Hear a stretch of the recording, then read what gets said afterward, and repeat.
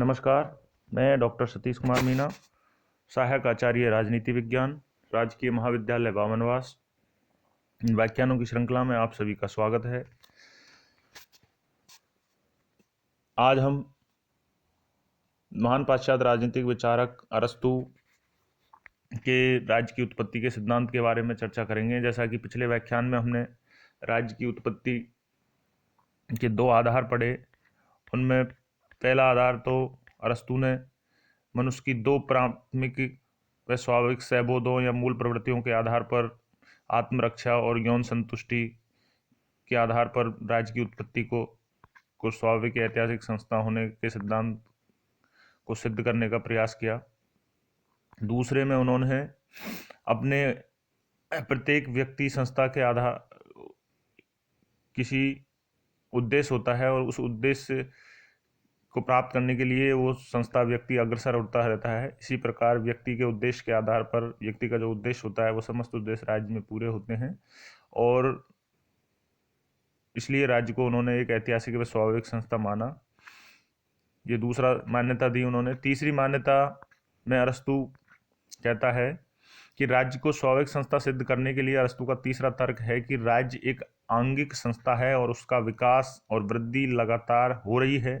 राज्य एक पूर्ण वस्तु है जिसके व्यक्ति अंग हैं। अरस्तु के अनुसार राज्य एक स्वाभाविक संस्था है। वह एक ऐसी आंगिक इकाई है जिसमें प्राणी के सभी गुण मौजूद है।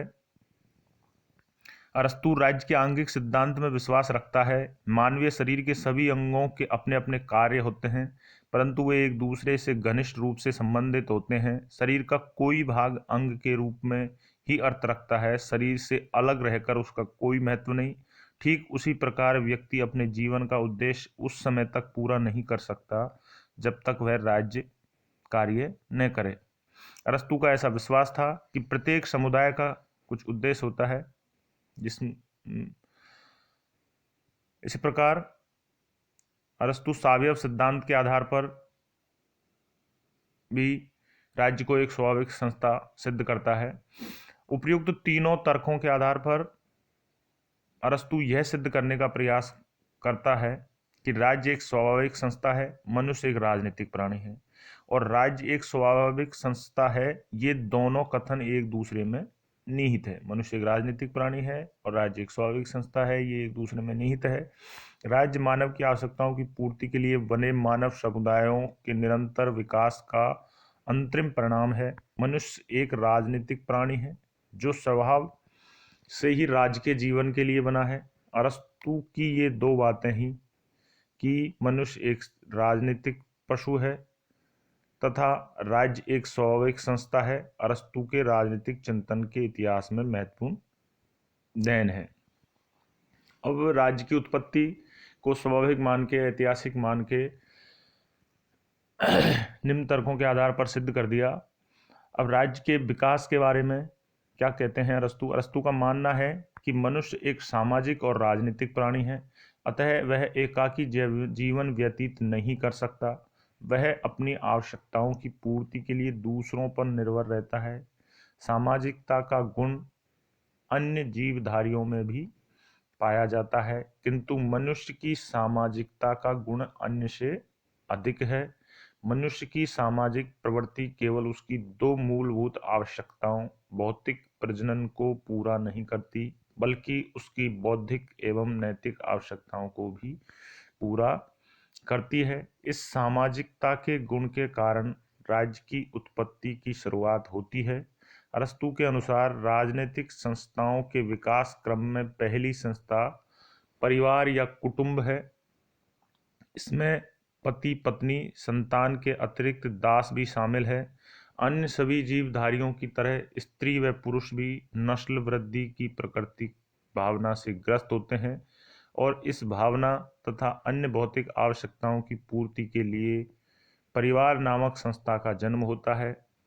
अपनी उत्पत्ति और कार्य की दृष्टि से परिवार एक प्राकृतिक संस्था है, परंतु अरस्तु ने परिवार में दास की गणना प्राकृतिक नियमों के अनुकूल मानी है। अतः मनुष्य भौतिक प्रजनन प्रवृत्तियों की प्रकृति के कारण परिवार का उदय होता है। जब परिवारों की संख्या में निरंतर वृद्धि होती है तो इसके साथ साथ उनकी आवश्यकताओं में भी वृद्धि होती है। कालांतर में मूल परिवार से ही अनेक परिवार बनते हैं और वे लगातार एक ही स्थान पर बसते जाते हैं, परस्पर आवश्यकताओं की पूर्ति के लिए सहयोग करते हैं और ग्राम नामक संगठन का उदय होता है।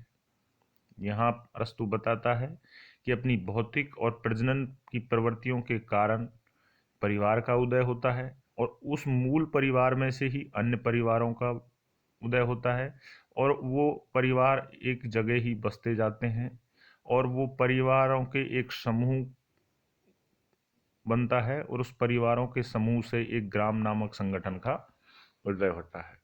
अरस्तु के अनुसार जब अनेक परिवार एक साथ रहते हैं, उनके साथ साथ रहने का उद्देश्य रोजाना की आवश्यकताओं की पूर्ति करने मात्र से कुछ अधिक होता है, तब ग्राम अस्तित्व में आता है।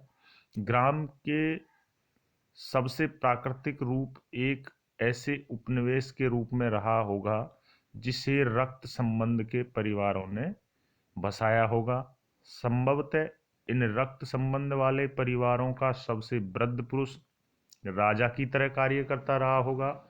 ग्राम के स्तर पर मनुष्य अपनी निम्नतम आवश्यकताओं के साथ ही अपनी अनेक मनोरंजन, धार्मिक उत्सव, विकसित आर्थिक आवश्यकताओं की पूर्ति भी करने लगता है।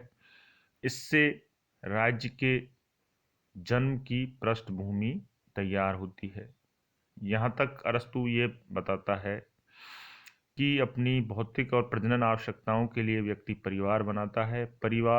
मूल परिवार जब बड़ा हो जाता है तो उससे अन्य परिवारों का उदय होता है। अन्य परिवार किसी एक स्थान विशेष पर बस जाते हैं और उस रक्त संबंध से बने परिवारों के समूह से एक ग्राम नामक संस्था का उदय होता है।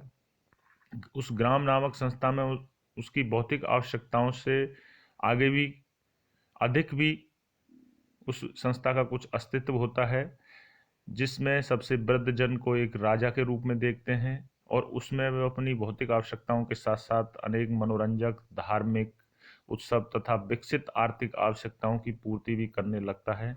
इससे राज्य की जन्म की पृष्ठभूमि तैयार होती है। कालांतर में मनुष्य ने यह अनुभव किया कि उसकी आवश्यकताओं की पूर्ति मात्र ग्राम से संभव नहीं, अपितु विभिन्न ग्रामों के पारस्परिक सहयोग से संभव है। तब ही राज्य का जन्म होता है। अरस्तु के अनुसार जब अनेक ग्राम मिलकर पर्याप्त आकार वाले एक ऐसे पूर्ण समुदाय का रूप धारण कर लेते हैं जो लगभग पर्याप्त आत्मनिर्भर हो, जीवन की कठोर आवश्यकताओं से राज्य अस्तित्व में आता है। वस्तुतः ग्राम की तुलना में राज्य व्यक्ति समुदाय की शांति व्यवस्था, अर्थ, सुरक्षा, न्याय संबंधी आवश्यकताओं की पूर्ति अधिक अच्छे ढंग से पूरी करता है और उनके अधिकतम बौद्धिक नैतिक विकास में भी मदद करता है। अरस्तु की नज़र में व्यक्ति की वास्तविक आवश्यकताओं की पूर्ति ही आत्मनिर्भर जीवन है और यह मात्र राज्य में ही संभव है। अतः अरस्तु राज्य की उत्पत्ति को मानव स्वभाव का परिणाम मानता है। मनुष्य की अपनी आवश्यकताओं की पूर्ति के लिए सर्वप्रथम परिवार की उत्पत्ति होती है, फिर गांव की और अंत में राज्य का निर्माण होता है। इसी के आधार पर अरस्तु राज्य की विकास के सिद्धांत की व्याख्या करता है। आज के व्याख्यान में इतना ही। नमस्कार, धन्यवाद।